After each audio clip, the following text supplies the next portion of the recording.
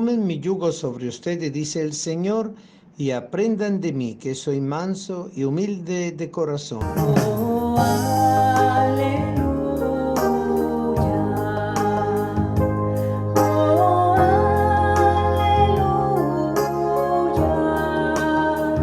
Oh,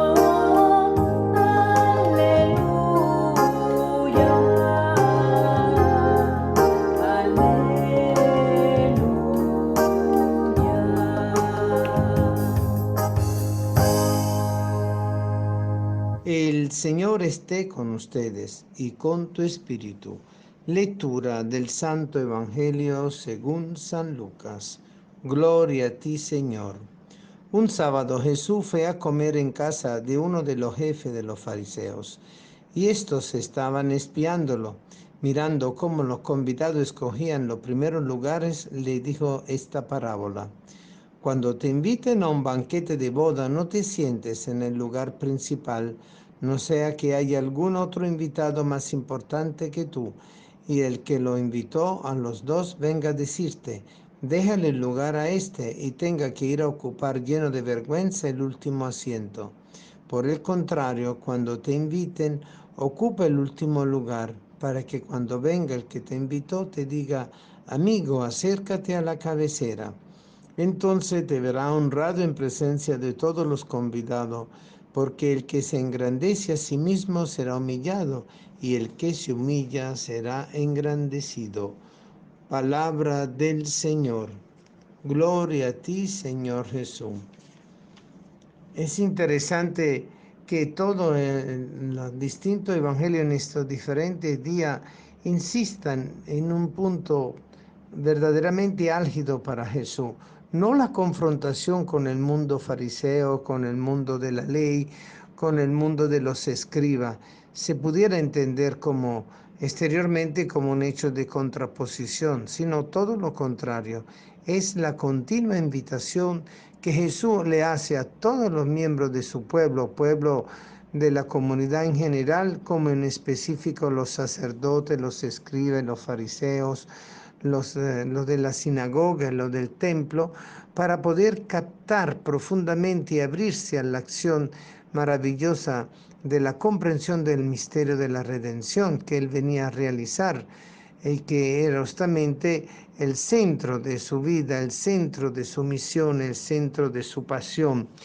Y eso no es que produce de por sí una actitud contraria de parte de Jesús, sino es entendible de una forma más compasiva, más misericordiosa. Él quiere de verdad que su pueblo se salve.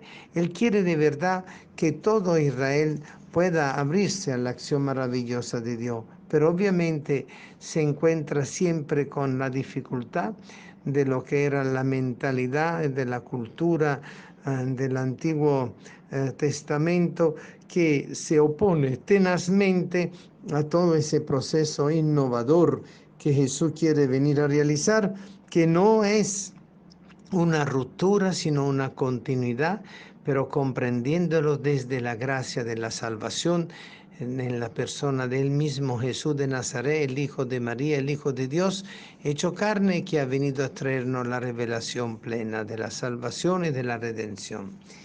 Él justamente no es que reprenda, sino aconseja. Yo lo veo de una forma no mitigada, sino verdaderamente pastoral.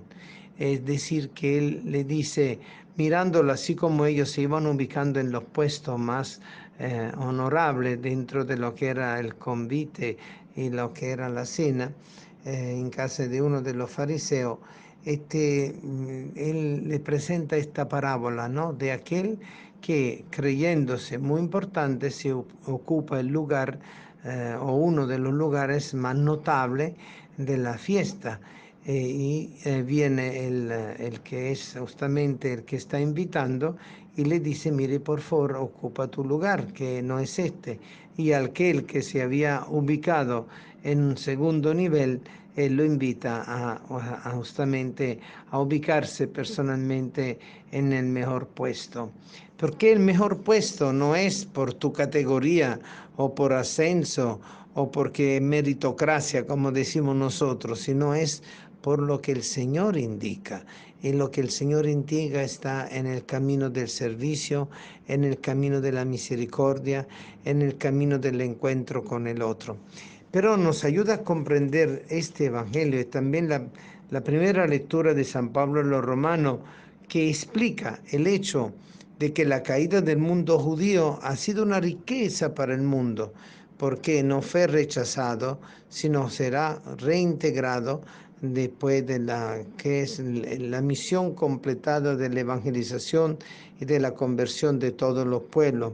Es decir, no está cerrado el paso está abierto, y en la cerrazón del corazón de muchos de los judíos permitió que entonces el evangelio se abriera a los paganos, se abriera a todos los pueblos. Si no, ni tú ni yo, que no somos judíos, no llegaríamos a ser cristianos, y el cristianismo pudiera haber quedado dentro del judaísmo, y en ese sentido se pudiera haber caído en una contradicción de lo que es el mensaje de la salvación. El Señor quiere que toda la humanidad, todos los pueblos, toda la cultura, todos los países que reciban el anuncio del Evangelio se puedan salvar. Lo del mundo de Israel es el mundo preferencial, el pueblo querido y amado por Dios, pero que llegado hasta el momento de la presencia real de Cristo, tiene la actitud parcialmente, porque algunos sí lo hicieron, de cerrarse al misterio de la salvación, y eso impulsó a los discípulos y a los apóstoles a ir a todo el mundo a predicar el Evangelio. Recordaremos que eso fue la razón principal del concilio de Jerusalén, el primer concilio, la misión de Pablo, para que pudiera ser asumida por Pedro y por todos los demás apóstoles, una misión que había llevado a Pablo a los paganos y no solamente a los judíos.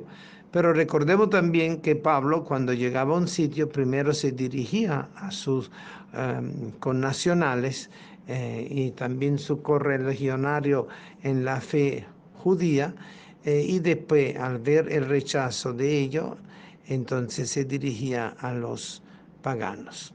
Es ahí donde comprendemos este gran misterio. Al final de todo el camino de la evangelización, cuando ya todo el mundo sea tocado por la presencia del Espíritu de Cristo y se hayan convertido al Evangelio, después de esto es que entonces vendrá ese paso importante de la conversión del pueblo de Israel, signo de lo que es para nosotros, junto con la evangelización realizada en plenitud, de la proximidad de la segunda venida de Cristo. No se puede dar la segunda venida de Cristo si no acontece la evangelización de todos los pueblos y si no acontece el regreso del mundo de judío, del pueblo de Israel, al cristianismo en compatez, en plenitud. Es lo que la gracia de Dios con su misericordia ha querido justamente darnos. Y por eso Él, en un cierto sentido, con esa parábola del primer puesto y del último puesto, quiere justamente dar a entender que si ellos han perdido el sentido de la dicha, porque estaban allí espiándolo los fariseos, los saduceos y los escribas, como para agarrarlo en castañas y decía algo que no era en contra de la ley, entonces ellos habían ya perdido el primer puesto, y que entonces el primer puesto era para los demás pueblos que iban a convertirse, los paganos. Y ahí donde el Señor justamente toca el meollo del problema. No fue solo un proceso por haberse dicho el Hijo de Dios, no fue solo un proceso de blasfemia, no fue solo un proceso de acusación por querer cambiar las cosas, el culto y la ley, sino es un proceso que también fue adjudicado porque Jesús abría el camino a los que no eran llamados por su origen judío a la conversión, y Él invita a todos a la conversión.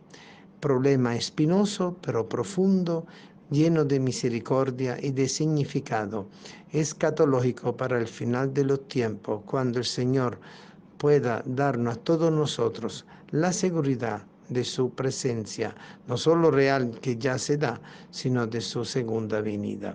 Por eso, queridos hermanos, a trabajar, a evangelizar para promover el camino del Señor y al mismo tiempo orar por nuestros hermanos judíos para que puedan acercarse al Evangelio, y a todos los demás hermanos que creen en el único y verdadero Dios, para que con ese camino de unidad y de comunión podamos realmente ayudar a madurar en la segunda venida de Cristo. Amén.